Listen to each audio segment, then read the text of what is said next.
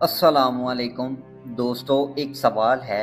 इब्लीस को आखिर सबसे बड़ा खतरा किससे है? क्या उसे किसी बड़ी ताकत से खौफ है, किसी हुकूमत से, किसी फौज से, किसी दौलतमंद इंसान से, या मुसलमानों की बड़ी तादाद से? इलामा मोहम्मद इकबाल ने अपनी मशहूर नज़म इब्लीस की मजलिस शुरा में इस सवाल का एक हैरान कुन जवाब दिया है। इकबाल इब्लीस की जुबान से कहते हैं, है अगर मुझको खतर कोई तो उस उम्मत से है अगर मुझको खतर कोई तो उस उम्मत से है, जिसकी खाकस्तर में है अब तक शरारे आरज़ू। यानी खतरा वहां है जहां बज़ाहिर राख है, मगर अंदर अभी एक चिंगारी जिंदा है। मगर सवाल बाकी है, वो चिंगारी क्या है? और आखिर वो कौन सी चीज है जिससे इब्लीस वाकई डरता है? आज पूरी गुफ्तगू इसी राज के गिर्द रहेगी। अस्सलामुअलैकुम, मैं हूँ भिन इकबाली और आप देख रहे हैं इल्मो आगही। इकबाल की ये नज़म कोई हकीकी वाक़या नहीं, बल्कि एक इलामती और फिक्री मुकालमा है।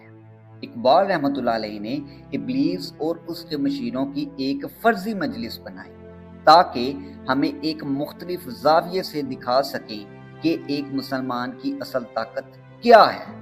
और इसीलिए आज हम सिर्फ एक सवाल का जवाब तलाश करेंगे, इब्लीस को आखिर खतरा किससे है। आखिर तक जरूर रहिएगा, क्योंकि आखिर में हम उन तमाम बातों को एक जगह जमा करके देखेंगे कि वो कौन सी हालत है जिसमें एक आम मुसलमान इब्लीस के लिए हकीकी खतरा बन जाता है। क्या इब्लीस को मुसलमानों की तादाद से खतरा है?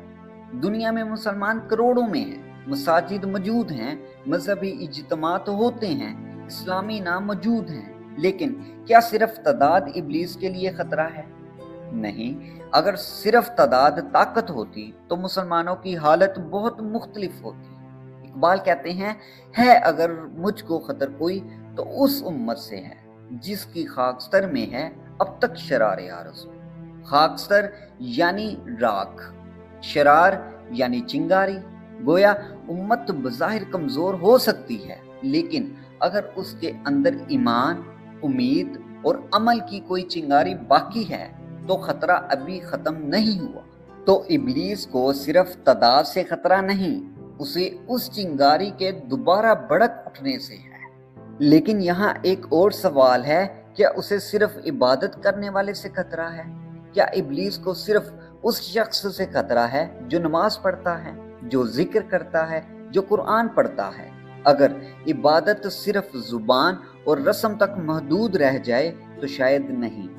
इसलिए इकबाल इब्लीस की जुबान से कहते हैं, मस्त रखो जिक्रो फिक्रे सुबह गाही में उसे, मस्त रखो जिक्रो फिक्रे सुबह गाही में उसे, पुख्ता तर कर दो मिजाजे खान काही में उसे।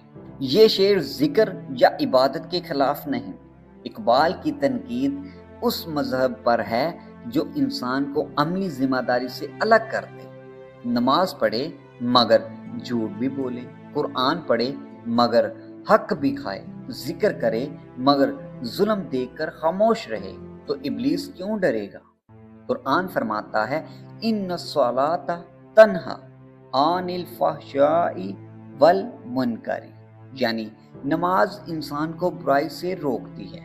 तो असल खतरा सिर्फ इबादत से नहीं, उस इबादत से है जो इंसान का किरदार बदल दे। लेकिन यहाँ एक और हैरान कुन सवाल पैदा होता है, क्या इब्लीस को सिर्फ इल्म वाले से खतरा है?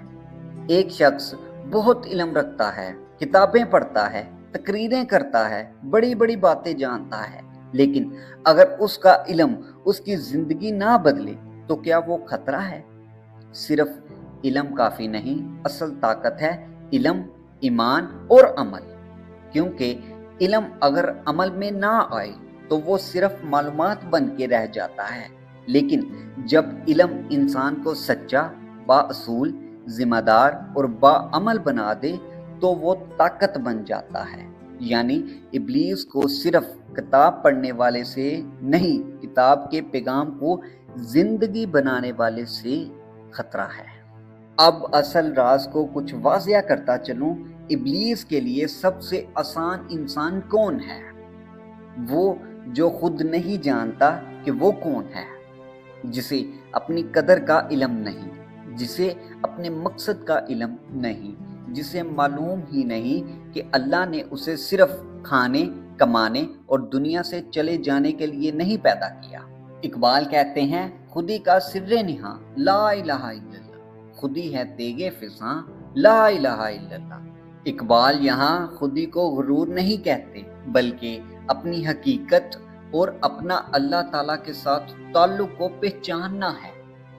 جب مومن یہ سمجھ لے کہ میرا اصل مالک اللہ ہے، میرا معیار حق ہے، میری زندگی کا ایک مقصد ہے، تو پھر اسے ہر طرف سے چلانا آسان نہیں رہتا۔ ابلیس کو اس مومن سے خطرہ ہے جو خود کو پہچان لے۔ ابلیس کو اس مومن سے خطرہ ہے جو حق پر قائم رہے۔ خود کو پہچان لینا پہلا قدم ہے، لیکن اصل امتحان اس کے بعد شروع ہوتا ہے۔ جب حق جاننے کے باوجود نقصان سامنے ہو، تب انسان کیا کرتا ہے؟ جب سب لوگ ایک طرف ہوں اور سچ دوسری طرف۔ اب ایک لمحے کے لیے شروع کے سوال پر واپس آئیے۔ ہم نے پوچھا تھا ابلیس کو آخر خطرہ کس سے ہے؟ مسلمانوں کی تعداد سے؟ نہیں۔ صرف عبادت سے؟ نہیں۔ صرف علم سے؟ نہیں۔ تو پھر کس سے؟ اب ذرا دوستو ایک تصور کیجئے ایسے مومن کو جو نماز پڑھتا ہے اور نماز کے بعد اپنے معاملات بھی درست کرتا ہے، جو قرآن پڑھتا ہے اور قرآن کو صرف زبان تک محدود نہیں رکھتا، جو حق جانتا ہے اور مشکل آنے پر بھی حق سے پیچھے نہیں ہٹتا، جو اپنے رب کو پہچان لیتا ہے اور پھر دنیا کے ہر خوف کے سامنے نہیں جھکتا۔ اب سوال یہ ہے، ایسا مومن ابلیس کے لیے خطرہ ہوگا یا نہیں؟ یہی وہ مقام ہے جہاں اقبال کی پوری بات ایک جگہ جمع ہو جاتی ہے۔ آخر ابلیس کو خطرہ کس سے ہے؟ تو دوستو اب جواب بالکل واضح ہے۔ ابلیس کو صرف مسلمان کے نام سے خطرہ نہیں، اسے صرف ہماری تعداد سے خطرہ نہیں، صرف ہمارے علم سے خطرہ نہیں، اور صرف ہماری ظاہری عبادت سے بھی نہیں۔ اصل خطرہ اس مومن سے ہے جو بیدار ہو جائے، جو یہ پہچان لے کہ میں کون ہوں، میرا رب کون ہے، میرا مقصد کیا ہے، جو حق پہچان کر اس پر قائم رہے، جو اللہ کے سامنے جھکے مگر خواہش، خوف، لالچ اور باطل کے سامنے نہ جھکے، بلکہ اپنے اندر سے تبدیلی شروع کرے۔ یہی وجہ ہے کہ اقبال کہتے ہیں، ہے اگر مجھ کو خطر کوئی تو اس امت سے ہے جس کی خاکستر میں ہے اب تک شرار آرزو۔ اب اس شعر کو دوبارہ دیکھیے، راکھ موجود ہے، یعنی کمزوری بھی ہو سکتی ہے، زوال بھی ہو سکتا ہے، غفلت بھی ہو سکتی ہے، لیکن اگر راکھ کے اندر ایک چنگاری باقی ہے تو سب کچھ ختم نہیں ہوگا۔ اور وہ چنگاری کیا ہے؟ ایمان جو ابھی زندہ ہے، حق کی پہچان جو ابھی باقی ہے، بدلنے کی خواہش جو ابھی بھی مری نہیں، اللہ کی طرف واپس آنے کی صلاحیت جو ابھی موجود ہے۔ اور جب یہی چنگاری کردار بن جائے، استقامت بن جائے، عمل بن جائے، تو ایک عام مسلمان بھی ایسا مومن بن سکتا ہے جسے بہکانا آسان نہیں۔ تو شاید اب اصل سوال یہ نہیں ابلیس کو کس سے خطرہ ہے، اصل سوال یہ ہے، کیا میرے اور آپ کے اندر وہ چنگاری ابھی زندہ ہے؟